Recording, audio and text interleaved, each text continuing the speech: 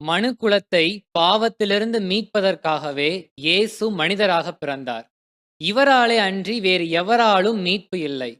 தொடக்கத்திலே ஆதாம் ஏவாளை வஞ்சித்து அவர்கள் பாவம் செய்வதற்கு காரணமாயிருந்த சாத்தானினுடைய தலையை நசுக்கியவர் நம் ஆண்டவராகிய இயேசு கிறிஸ்து. இரத்தம் சிந்துதல் இல்லாமல் பாவ மன்னிப்பு கிடையவே கிடையாது. ஆகவேதான் நம் தந்தையாகிய கடவுள் அவருடைய ஒரே மகனை இந்த உலகத்திற்காக கையளித்தார். இயேசுவும் ஏராளம் பாடுகள் பட்டு சிலுவையிலே இரத்தம் சிந்தி மரித்தார், உயிர்த்தார், யூத ராஜசிங்கமாய் அரியணையிலே வீற்றிருக்கிறார்.